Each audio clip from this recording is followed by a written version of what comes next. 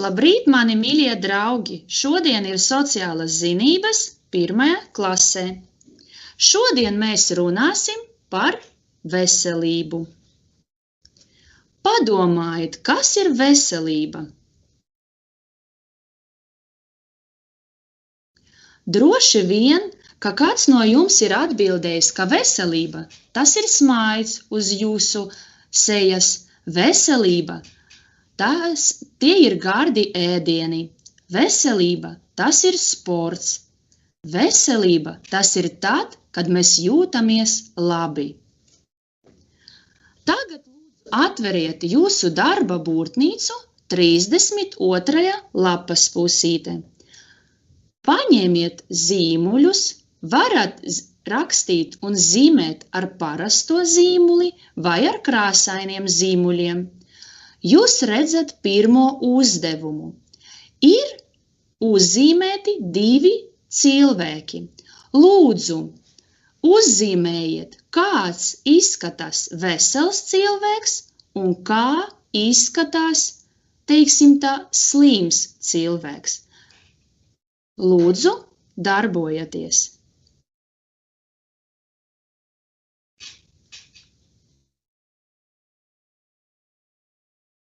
Tagad padomāsim, no kā tad rodas slimības? Kāpēc mēs dažreiz jūtamies slimi? Kā tas izpaužas? Lūdzu, atveriet atkal 32. lapas pusīti, 2. uzdevums. Mums piedāvā, no kā tad var radīties slimības. Piemēram, no neveselīgiem ēdieniem vai bojātiem ēdieniem. Ja jūs ģērbjaties, piemēram, ziema ļoti vasarīgi, то есть если вы одеваетесь не по сезону, вы тоже можете заболеть.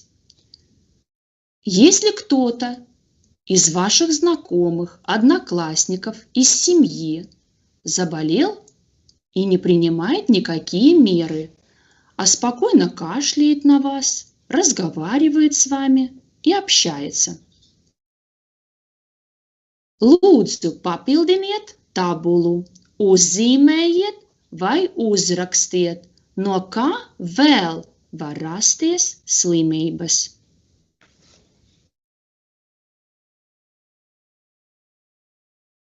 Tagad padomāsim, kā tad mēs varam justies labi, kā mēs varam pārvarēt slimības un ko mēs varam darīt, lai nesaslimtu.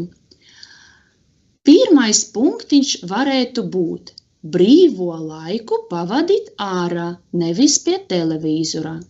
Droši vien, ka daudzi no jums pārāk daudz laika pavada pie planšetdatoriem, pie televīzora, bet vajag vairāk laika pavadīt brīvā, ārā un dabā.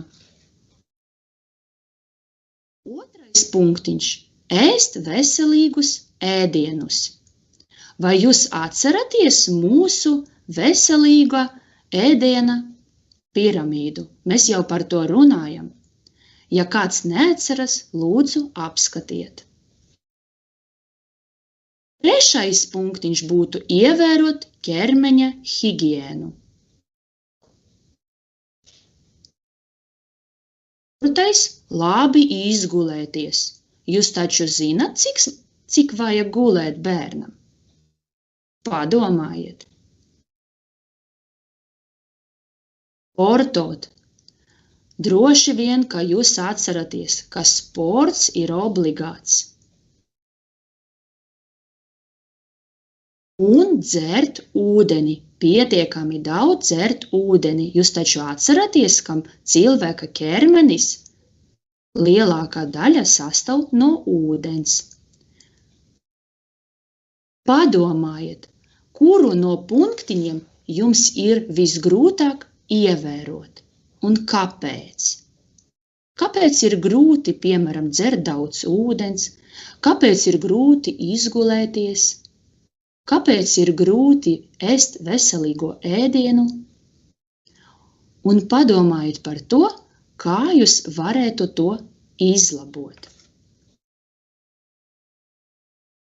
Tātad, lai būtu veselam, lai būtu laba veselība, ir ļoti svarīgi visi komponenti.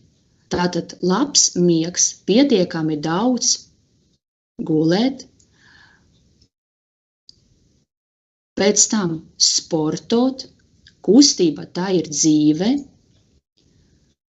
ēst veselīgus ēdienus, vitamīnus, augļus, dārzeņus un, protams, ievērot ķermeņa higiēnu. Paldies par uzmanību!